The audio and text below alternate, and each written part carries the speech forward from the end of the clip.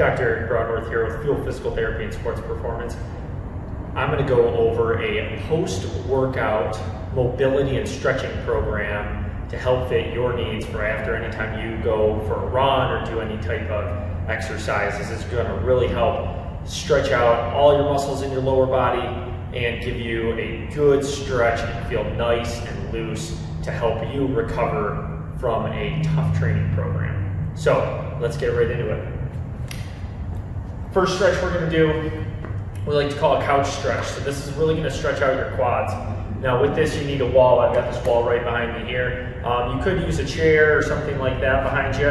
What you're going to do, you're going to get into a half kneeling position, meaning I've got my one knee up like so. I'm going to take my other foot and I'm going to scooch my foot up on the wall. And that's going to bend my knee. Now the further I scoot back towards the wall and get my knee closer to the wall, I'm really going to feel a stretch right into the quads here. And I want to make sure that my hips are extended. I don't want to stick my butt out, all right? So we're going to stretch right there, feeling a really good stretch into the quads. We're going to hold that for 60 seconds, okay? And I'm not going to hold everything necessarily for 60 seconds. We're going to get through this, and these are things that you can do. But we're going to hold this for 60 seconds. And if you feel like you want a little more or a little less, you can play with that. But again, 60 seconds for a post-workout stretch for the lower extremities is usually pretty good. It's a pretty good time to hold to really help elongate and lengthen that muscle. And you're really working into those stretches where that muscle's warmed up, it just went through a workout, now you're stretching even further into that mobility that you already worked that muscle out into. So next up, you can switch legs, okay? So after 60 seconds, so now I'm gonna bring this foot up. This foot's gonna be on the wall. And again, if I can scoop my knee a little further back, I'm gonna get a further stretch. And then if I keep my hips straight and move my butt back, up nice and tall, I'm really, make sure you hold your balance, you're gonna feel that stretch through the quads there. Just like that. So that's the couch stretch, okay? From there, we're gonna go into a nice hip flexor stretch.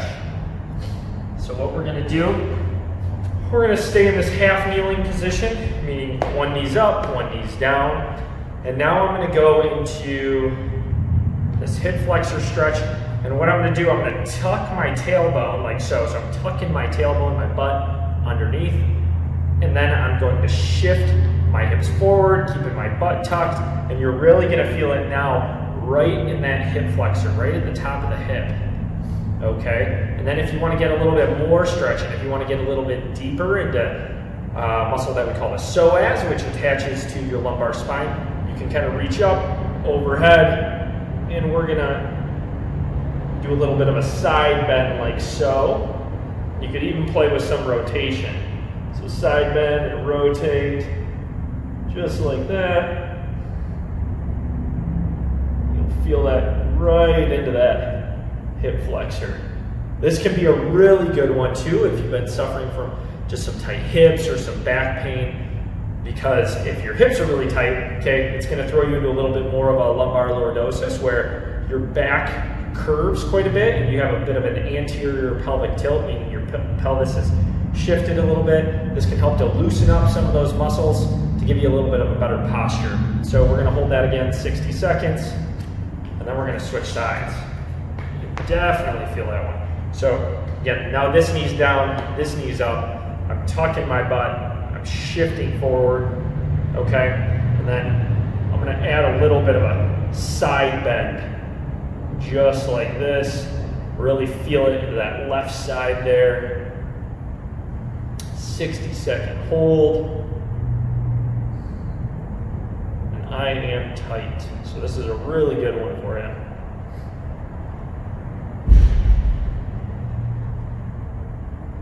All right. Next, the next lower body stretch we're going to do is called a pigeon stretch. is the pigeon stretch. So if you're familiar with any yoga, this is really going to work on your glutes and your piriformis, okay? So if you're dealing with any type of sciatica type of issues, this can really help to stretch out, or dealing with a piriformis syndrome, this can help to stretch that out. So what you're going to do is you want to bring one leg forward. Again, my knee is bent here, and then I'm sitting my butt down. So I want this leg that's forward, I want that buttock to try and sit down. So you might need to breathe through it a little bit. And you can either keep your chest up, or if you want to add a little more stretch, you can bring your chest forward, just like so. You could even stretch your arms out overhead. I'm feeling it right here, so I'm just going to stick right here. I'm feeling it in that right glute and buttock area. 60-second hold. And again, if 60 seconds is too long for you, you can shorten it up a little bit. I really don't want you doing anything less than 30 seconds. But you know, if you want to do 45 or 30, that's fine. Or if you want to even go a little bit longer and just breathe through that stretch and sink a little further as time goes, I'm going to switch legs here, okay? So now I'm getting into that left hip, that left glute and piriformis, really working on a little bit of that hip mobility and flexibility after a pretty tough lower body workout. Just like so. And as I'm doing this, again, I'm trying to breathe through it. And as I exhale, I really want to sink down into that stretch a little bit more. All right. Next, we're going to stretch out the adductors, or the groin muscles, okay? Those muscles go right into the inner thigh here. You're going to bring your feet together like so. This might look like a common stretch that you've done before. So if you can bring your feet together, all right, touch the plantar surface, okay, the flat surface of your feet together, and you're going to inch those heels in. You can push down on your knees with your elbows, and then if you bring your chest forward, you're really going to feel that there. So this is to help stretch out those groin and inner thigh muscles called your adductors. Those help to keep some stability in the pelvis and core, stabilize. Those can get pretty tight, especially after a tough workout, if you're doing any squats or if you're running and upping your mileage. This is a really good one. And I'm trying to sink, as I'm holding this stretch, sink my chest even a little further into that. All right, next we're going to go into a hamstring stretch. Now, with this hamstring stretch, the hamstrings run along the back of the thigh here. I'm going to have my one foot out, my other knee's bent, and I'm going to reach forward to my toes. Now, if this irritates your back, you might want to be a little bit careful, but you should feel this. You might feel it even into the calf a little bit, but you should feel it in the hamstrings. And if you reach over, the more I reach over, I'm going to get a little bit of an oblique and quadratus lumborum stretch there. That's a muscle in your low back. It's a pretty deep muscle there. So I'm getting a little bit of side bending action and rotation. We're going to hold that, again, 30 to 60 seconds or more. And now we're going to switch sides there. Always doing both sides, okay? And I'm bringing this opposite hand, really trying to reach over and reach my toes. Now, if you can't reach your toes, that's okay. Maybe you hold your shin here and bring your chest towards your shin. But as you do more stretching, you really want to use that shin or your foot as a gauge and see how much further you can stretch into it.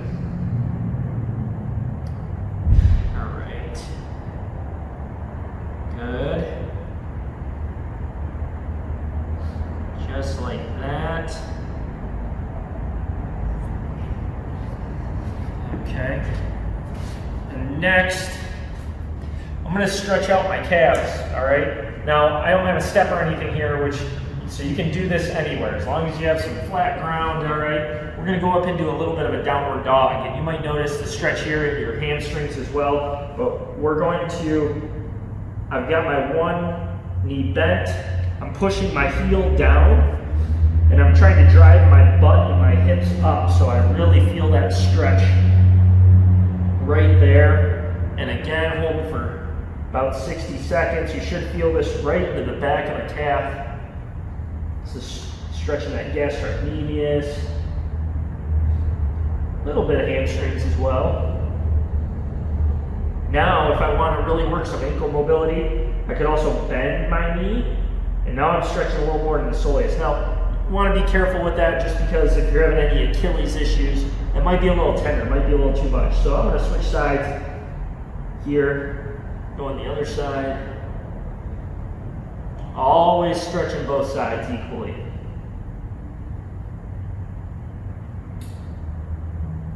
"60 seconds, bend the knee, try to get in that soleus.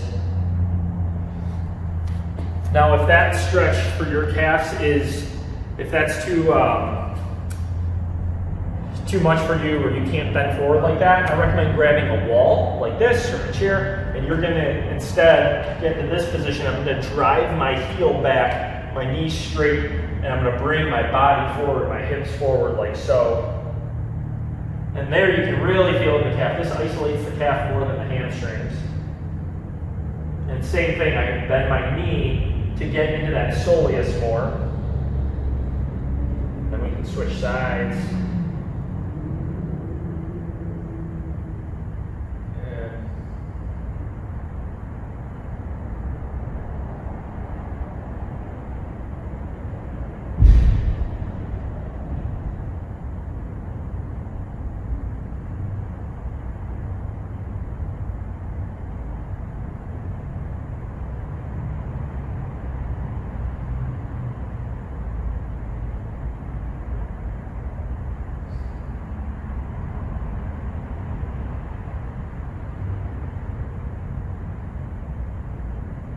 I'm really feeling that stretch in the calf, so it's a nice deep stretch.